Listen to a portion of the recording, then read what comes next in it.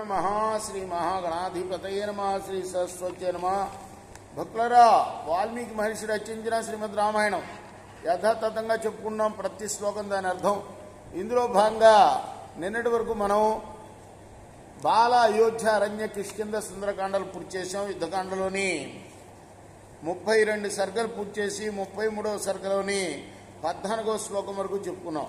ఈ రోజున 15వ శ్లోకం నుండి కొనసాగిద్దాం. కొనసాగించే ముందు వాల్మీకి మహర్షిని ప్రార్థన చేసుకుందాం. కూజంతన్ రామ రామేతి మధురం మధురాక్షరం ఆరుహ్య కవితా శాఖం వందే వాల్మీకి కోకిలం. సమర్థ సద్గురు సాయినాథ్ మహారాజ్ की जय. శోకస్తే విగతః సర్వ కళ్యాణాన్ త్వాముపస్థితం ధ్రువం త్వాం భజతే లక్ష్మీ ప్రియంతే భవతి శృణు.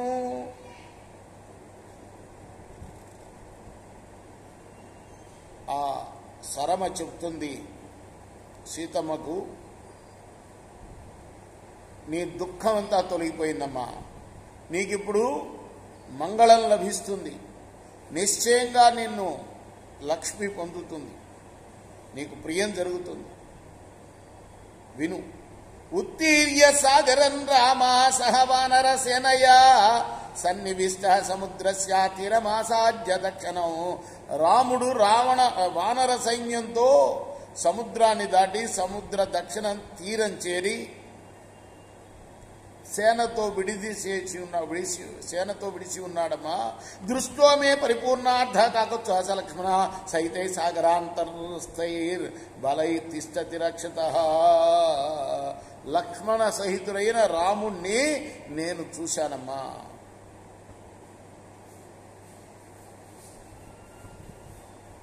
అక్కడ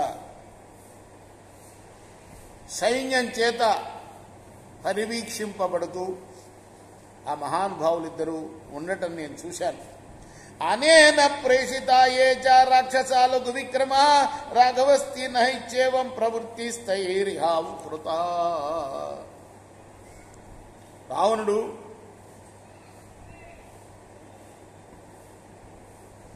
శీఘ్రంగా వేగంగా వెళ్ళగల రాక్షసులను అక్కడికి పంపాడు. వాళ్ళందరూ కూడా రాముడు సముద్రం దాటాడన్న వార్తను తీసుకొచ్చారు. సతాన్ శ్రుత్వా విశాలాక్షి ప్రవృత్తిం రాక్షసాధిప ఏష మంత్రయతే సర్వై సచివై సహ రావణ.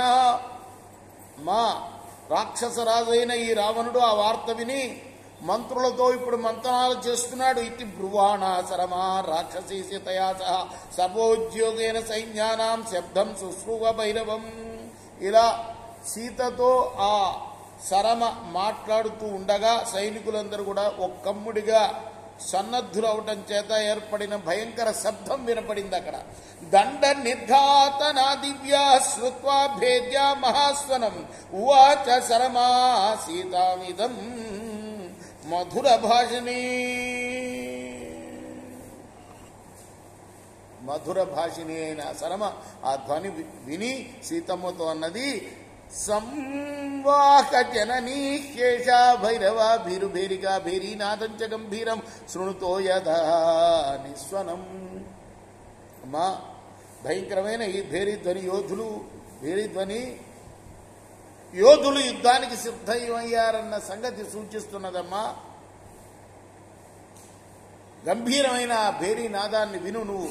కల్ప్యంతే మత్తమాతంగా యుజ్యంతే రథవాజిన దృశ్యంతే దుర్గారూఢ ప్రాపస్త సహస్రశః.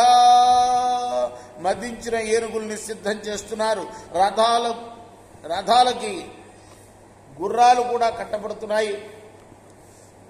అలానే వేల కొలది భటులు అశ్వాలెక్కి ఆయుధాలు ధరించి కనపడుతున్నారు. తత్ర తత్ర చ సన్నద్ధా సంపతంతి సహస్రశః అపూర్యంతే రాజమార్గా సైన్యైరద్భుత దర్శనై వేగవద్భిన్న దిశ్య తోయౌఘైరివ సాగరః.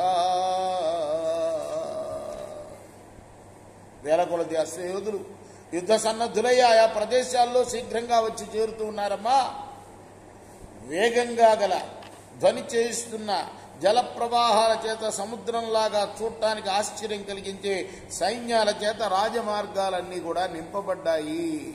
అక్కడ రాముడు సన్నద్ధంగా ఉన్నాడు యుద్ధానికి, ఇక్కడ వీరులు కూడా సన్నద్ధం అవుతున్నారమ్మా అంటూ ఆ శరమ సీతమ్మతోటి చెప్పింది. రేపు మనం 25వ శ్లోకం నుండి కొనసాగిద్దాం. కృష్ణార్పణమస్తు. సాయి కృష్ణార్పణమస్తు.